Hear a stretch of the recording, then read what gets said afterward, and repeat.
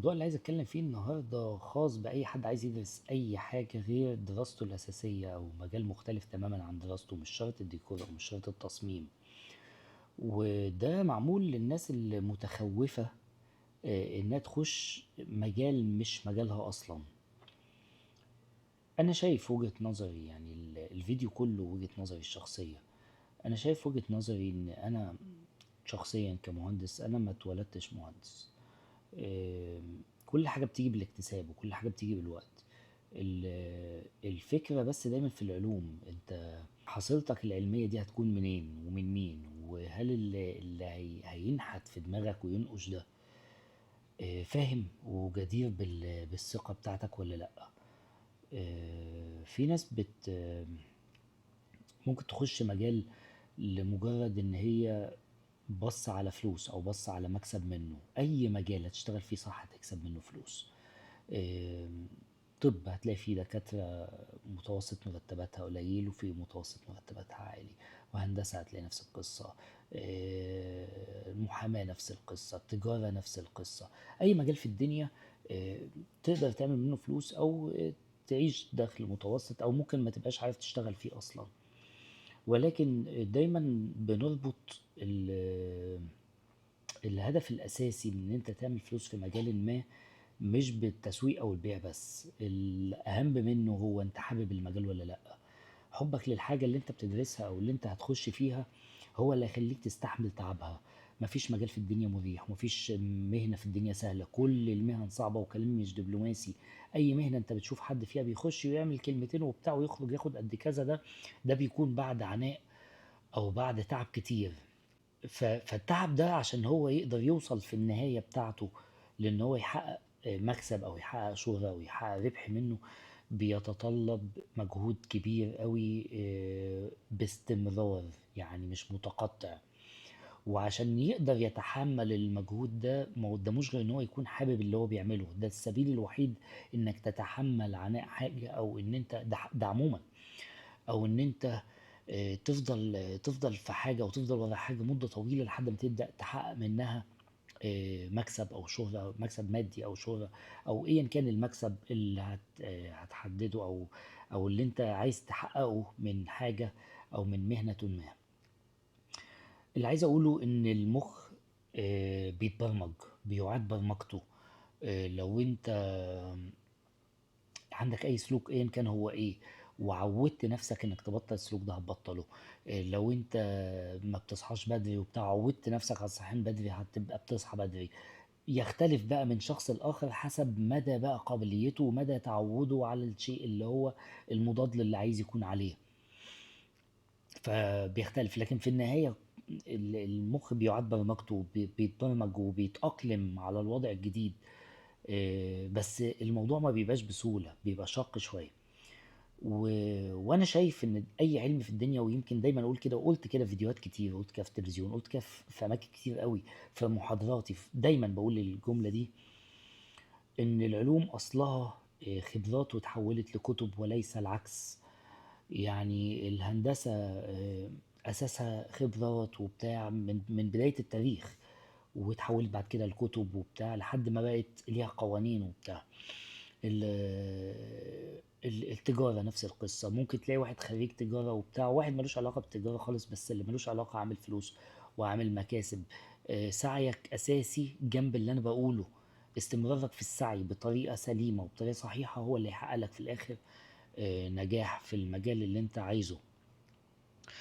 انا مش بقول كلام كده وخلاص، ولا بقول حاجات انا عديت عليها من سنين كتير قوي فدلوقتي ما بقتش تنفع.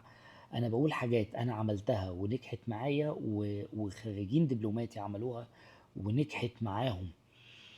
فانا بقول لك حقائق. انت الفكرة كلها انك تستمر بدون ما تبقى قاعد منتظر سرعة نجاح.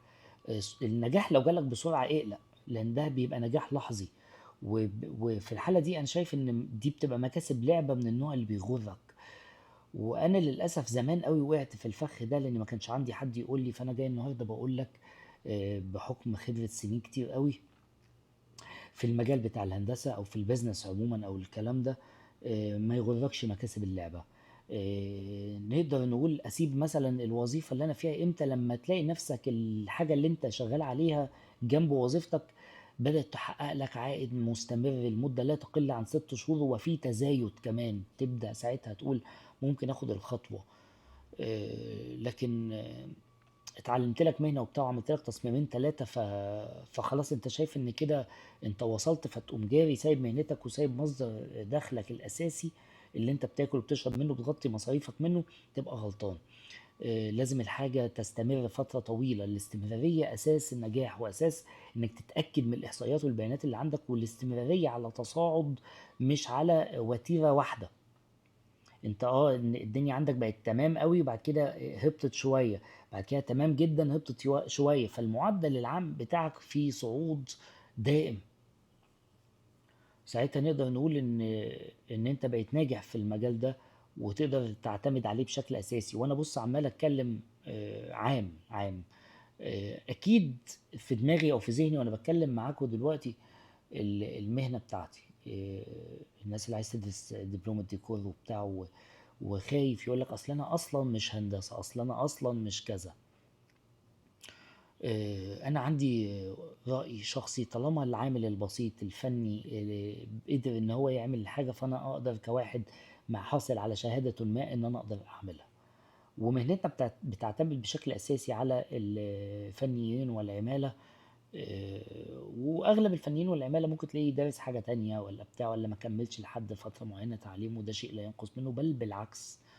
ده انا بشوف ان كتر خيره ان هو قدر يحقق ده، رغم ان هو ممكن يكون منالش القدر الكافي من التعليم بسبب ظروف معينة ممكن تكون كانت عنده. في النهاية عايز اقول لك ما تخافش من ان انت تخش حاجة جديدة عليك، واعمل اللي انت حابه، لان سر النجاح في انك تعمل اللي انت حابه. علشان زي ما قلت في البداية، اي مهنة في الدنيا فيها مشاكل كتير وفيها وجع دماغ كتير قوي. وجع الدماغ ده ما تقدرش ان انت تتلاشاه الا بحبك للحاجة. آه، حبك للشيء هو اللي بيخليك تتحمله، تتحمل العناء فيه. وفي النهاية بيكون النجاح طالما انت بتسعى وبتطور من نفسك. والسعي الصحيح اللي انا دايما اتكلم عنه هو ان انت تسعى بذكاء، تسعى بقدراتك العقلية اللي ربنا اداها لك. في ناس ممكن تكون عدت على حاجات زودت من ذكائها شوية عن ناس تانية، ولكن مش مطلوب منك ان انت تكون اذكى حد في الدنيا عشان تحقق نجاح. مطلوب منك بس ان انت دايما تستخدم مخك، دايما تطور من مهاراتك. لو انت مش فاهم في التسويق اتعلم تسويق، مش فاهم في البيع اتعلم بيع. على قدر العلم اللي انت هتناله والسعي هتلاقي ربنا بيديك، ويمكن اكتر بكتير.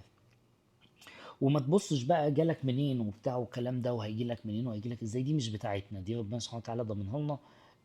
طالما انت بتقوم بدورك اللي هو حطك على اساسه في الحياة يعني. مهنة التصميم مهنة بتكتسب. الأعمال الفنية عموما صعب إنها تكتسب، ولكنها بتكتسب. مفيش حاجة في الدنيا ما بتكتسبش. إحنا ما اتولدناش مهندسين يعني، وما اتولدناش مصممين. وأكيد أول سنة اشتغلت فيها غير بعد 10 سنين، غير بعد 20 سنة، وهكذا. ده معناه إن أنت بتكتسب خبرات وبتكتسب مهارات، وده شيء بيكتسب، والحمد لله إن هو شيء بيكتسب. قد ينقصك بعض الجوانب الفنية، ولكن هي بتكتسب بصعوبة شوية. ولكن مش كل مهنة تصميم جوانب فنية. في جوانب كتير قوي ممكن تكسب منها في مهنة التصميم لو انت حابب انك تشتغل فيها، بعيد عن الجوانب الفنية. بل انا ممكن اقول لك ان الجوانب الفنية دي اسهل حاجة انت ممكن تحصل عليها بطرق مختلفة. ممكن تحصل عليها عن طريق التصميمات الغير، تاخد تصميمات وتعدل عليها وتطور فيها، وده مش عيب، بل بالعكس، ده احنا مهنة التصميم عندنا بتعتمد على ذلك اصلا، بتعتمد على الاقتباس. العيب ان انت تاخد الحاجه زي ما هي تحطها، وده صعب. يعني عايز اقول لك ان يمكن المهندسين الشاطرين قوي او الناس الخبره هتفهم كلامي. انت لو حاولت تاخد حاجه اصلا صوره وتعملها زي ما هي في مكان، مش هتطلع زي ما هي اصلا. يعني انت لو حاولت تخليها زي ما هي مش هتطلع زي ما هي، بحكم بقى الفرق النسب، فرق الاضاءات في المكان، فرق حاجات كتير قوي. احنا شغلتنا ان احنا بناخد الفكره ونطور عليها ونعمل لها المعالجات الكافيه ان هي تناسب الوضع اللي انا عايز احطها فيه. العقل بيتبرمج، اي سلوكيات عندك خاطئة تقدر تبرمج عقلك فيها مع الوقت على السلوكيات الصحيحة، واي حاجة انت نفسك تكتسبها تقدر تبرمج عقلك مع الوقت ان هو يكتسبها. اي مشكلات عندك تقدر تبرمج عقلك على ان هو يتلافاها ويتلاشاها. الفكرة دايما زي ما قلت في انك تستمر في المحاولة. هحاول لحد امتى وبتاع وكلام من ده، دي مش بتاعتنا، انت اللي عليك السعي. فما تقعدش تفكر حاول لحد امتى، ومناغيري عمل وكسب بسرعة، فده بالنسبة لك شيء يحبطك. وفي ناس تانية يحبطها العكس، يقول لك مناغيري فضل يحاول ما لقاش حاجة في الآخر. انت مش غيرك. مختلف في ايه؟ مختلف في الآليات اللي عندك، في الخبرات اللي انت عديت عليها. غيرك ممكن ما يكونش عدى على نفس الخبرات اللي عندك. فانت مش غيرك، خليك في نفسك. و... ولو انت مشيت في مسار مدة طويلة وما وصلتش في النهاية للي انت عايزه، ما ترجعش بقى من الاول خالص وتقول لا انا غير المسار وابدا حاجه جديده. لا، شوف ايه الاخطاء اللي انت عملتها وصحح المسار، هتلاقي نفسك وصلت لنتائج افضل. واحده واحده هتلاقي نفسك انك بتوصل للنتائج، وبنفضل كده طول عمرنا. ما اعرفش ده يحبطك ولا يشجعك ولا ايه بالظبط، ولكن هي دي الحقيقه. بنفضل كده طول عمرنا، بنفضل نغلط ونصحح في المسار كل شويه، لان الحياه متغيره. فعمرك ما توصل لثوابت وتفضل ماشي عليها. الحياة متغيرة. في زملاء أكبر مني سنا وأكثر مني خبرة اتعلموا الرسم اليدوي بس، وبعد كده نزل لهم الأوتوكاد، فكان قدامهم طريق من الاتنين. يا يعين عنده حد بيشتغل أوتوكاد فيبقى بياخد من أتعابه أو بياخد من مكسبه، يا يتعلم هو أوتوكاد فيبقى طور من نفسه.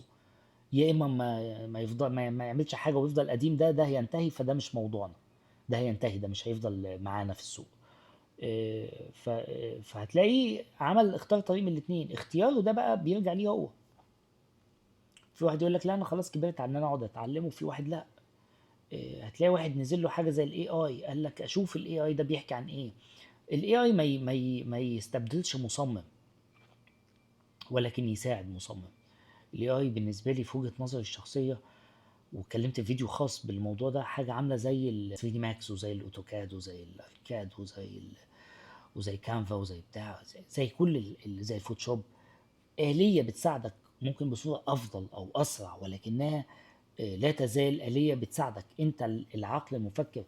والإحصائيات دايما بتتكلم عن إن مهنة التصميم من المهن اللي ما بتبطلش، وأنا بتكلم عن التصميم عموما، لأنها بتعتمد على العقل البشري. أي مهنة بتعتمد على المجهود العضلي ممكن نستبدلها مع الوقت بآلة. آلة آلة ممكن تقوم بيها. ولكن المهن اللي بتعتمد على العقل البشري وعلى التطوير وعلى البتاع وعلى الإبداع إنك تنتج أفكار وإنك تسمع متغيرات وتحلل الكلام ده وتولفه وتوفقه إنه يطلع لك حاجة جديدة. المهن اللي من النوع ده بيصعب استبدالها بالآلات أو بالسوفت وير أو الحاجات دي. ولكن السوفت وير هو شيء ضروري لازم تكون مطلع عليه وتستخدمه وتستعين بيه في ان هو يسرع من عملياتك التصميمية، بانك تلاحق السوق وتشوف الجديد وازاي تستعين بيه وازاي يخدمك في مجالك يعني. دي كانت حبة دردشة كده او شوية دردشة حبيت اتكلم معاكم فيها عشان الناس اللي محبطة واللي دايما تسأل السؤال بتاع طب انا ماليش علاقة بالمجال، يا ترى هنفع ولا لا. والله لو عايز تنفع هتنفع.